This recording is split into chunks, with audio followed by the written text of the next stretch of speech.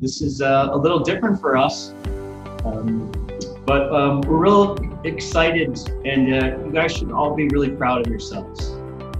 We're definitely proud of you.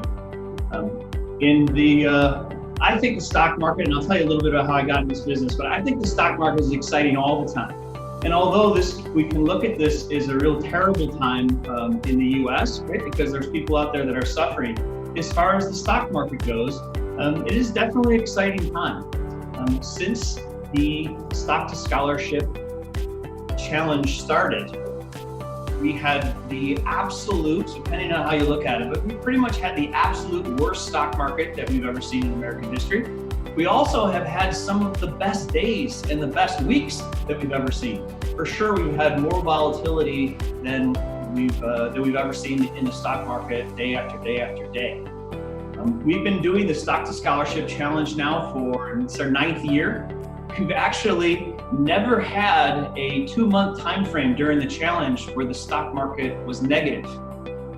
So this is definitely uncharted territory, and you guys all did a great job. That's for sure.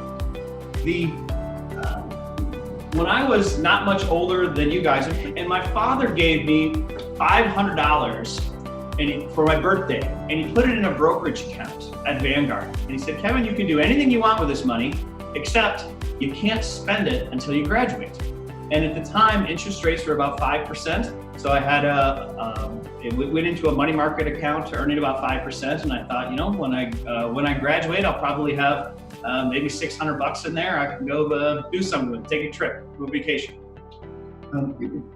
At the same time, I had an econ class. In that econ class, we had to write a paper on whether or not Continental Airlines was going to file bankruptcy. And I actually decided that Continental Airlines wouldn't go bankrupt.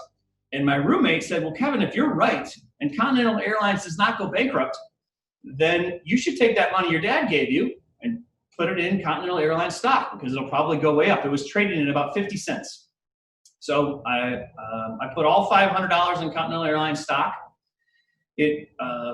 A week or two later, and I couldn't, I'm not that old, but we couldn't pull up the quotes on a computer, right? Because that didn't exist at the time. And they had computers, but you couldn't get quotes from stock picks. So I had to stop at the library, and I noticed that somebody else on Wall Street decided they probably weren't going to go bankrupt either, and the stock went to $1.20.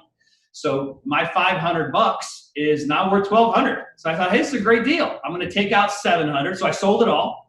I was going to take out $700 and leave the $500 in there, and I called my dad and said, "Hey, Dad, I sold it. I have $1,200. I'm going to take out $700, buy a motorcycle, and I'm going to leave the $500 in." And of course, what do you think he said?